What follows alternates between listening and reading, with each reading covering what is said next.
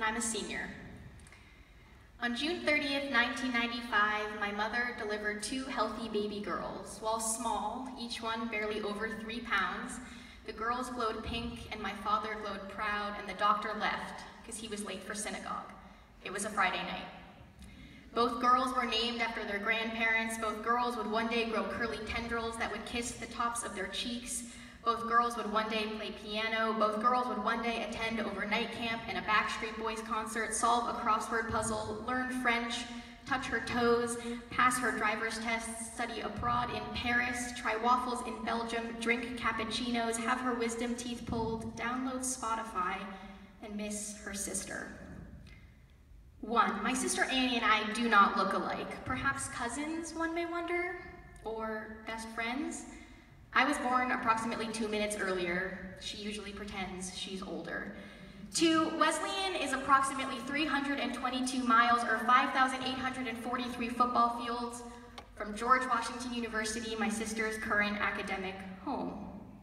We catch up on the NFL together when we find ourselves back home in Boston. Side note, GW does not have a football team.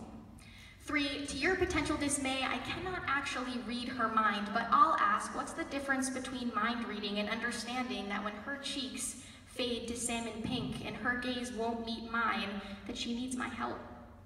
I know those moments even when she shuts her bedroom door, a non-invitation to her worries. 4, Annie is my best friend, but not just because she laughs at all of my jokes. I hold tightly onto that laughter, hoping and wishing that she will always giggle louder with me than with anyone else. As a twin, I've become familiar with compound words. I'll give you a few examples. Nork, noun, a utensil that combines a knife and a fork. Zonkey, noun, the strange offspring of a zebra and a donkey. Chairdrobe, noun, heaps of clothing on a chair in place of a closet or dresser, see floordrobe. Textpectation, noun, the nerve-wracking anticipation of waiting to receive a text message. But here's the one I'm most familiar with. Annie Lili, noun, variation 1, the name my dance teacher called out when she took attendance. Example, Julia, Emily, Ellie, Annie Lili. Annie Lili, noun, variation 2, the 5th to last word of happy birthday when I am sung to on my birthday each year. Example, happy birthday, dear Annie Lili, happy birthday to you. Lily, proper noun. Its singularity is under investigation. Being a twin, a trait I share with roughly 3% of the US population, is incredible. To me, it's a reminder that I'm part of something larger. It also means that my mother bought 2 of everything, and I forever have someone who will eat the frosting when I eat the cake. But I can't argue that it's better than being an only child or having 7 older brothers. It's just my normal, which is different from yours. Annie and I used to spend time in Mom's office, particularly enthralled by the copy machine buried among stacks of overflowing boxes. With our chubby hands pressed to the glass, we watched the greenish-yellow glow float across skin. Black and white chubby hands magically popped out into the plastic tray. Our small wrists appeared, adorned with once colorful plastic beads on breakable, knotted strings. It was difficult to distinguish between those chubby hands in these black and white images, fingers touching, beads tangled.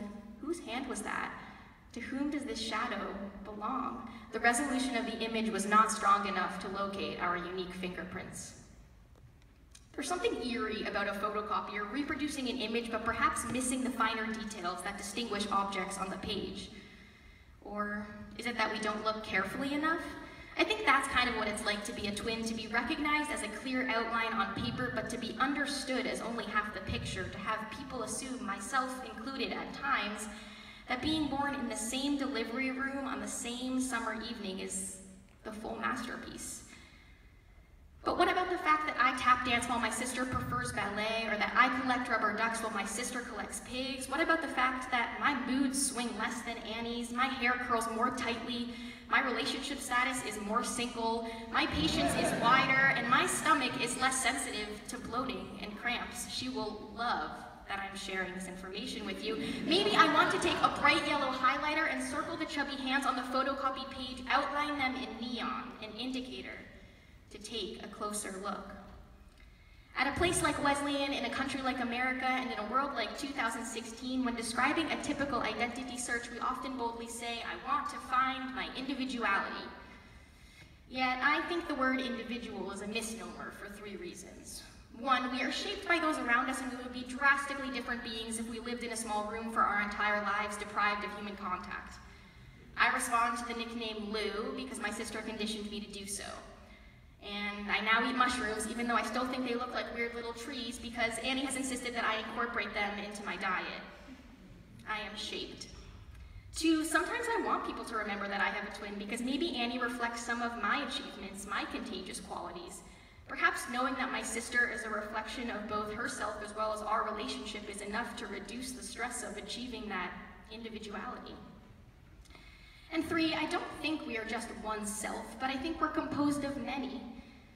I've learned to control the chaos that are myself. I have parts that grow up faster than or argue with other parts that push me to gain permission from my sister to do something, and parts that want nothing to do with anything and just want ice cream. If I use the word individual, I feel as though I have erased the mosaic, that together mosaic that I've worked so hard to delicately put together. Some days I feel as though I've spent the past 21 years constructing 2 identities, one that binds me to my sister and all that we have in common, and one that distinguishes me from her. The tricky part then is cutting, pasting, gluing, stitching, rotating, flipping, and shuffling those pieces into a structure that doesn't crumble, a structure that is stable enough to hold itself up, a whole that isn't simply the sum of its parts. There is one nagging part of me that wants to be a doctor, but then there's another part of me that wonders whether I should one day attend a business school, as my sister plans to do. I have a lazy part that wonders whether leaving my desk a mess is wrong, as Annie's desk is most organized.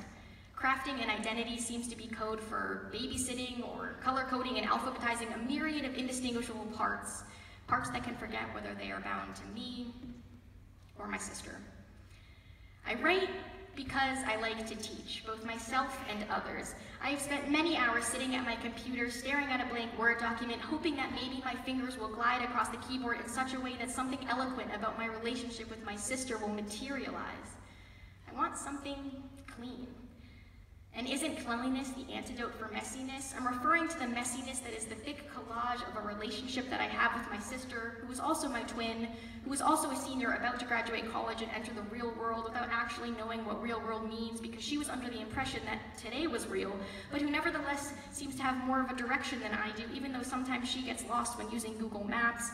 And I think I'm scared of doing something that my sister will not do, because that seems lonely, and I think I'm scared of loneliness, even though twins aren't supposed to be lonely, and I think I'm scared of being scared, because that means that I've let go of her just enough to teeter on the edge of vulnerability, all in a bewildering attempt to trust myself. Lili, proper noun, its singularity is still under investigation. I know that some of these interwoven ideas of being a twin and competition and comparison are all cliche and cheesy. But anything that is considered cliche is a concept that has been repeated over and over and over again, so I will not disregard its importance or relevance in our lives because someone at some point thought it was significant, and I have a habit of trusting people. And anything that is considered cheesy is a concept I accept because I love cheese. It's really damn good. The inextricable link between my sister and me could indicate that I'm not individual enough to accomplish things on my own. However, managing a single self sounds even more complicated and stressful because it means that I have to smush my accomplishments and qualities into a small box on a shelf cleanly separated from Annie. It's not something I want. I give up on clean. I will never ignore someone who asks me, what is it like to be a twin, but I will not lie and tell you that there is not a hard part. The need to consistently and consciously remind myself that I'm not allowed to compare my collection of selves to Annie's, nor to anybody else's. I have many parts that need attention, love, and care. That's where my energy needs to go. Thank you.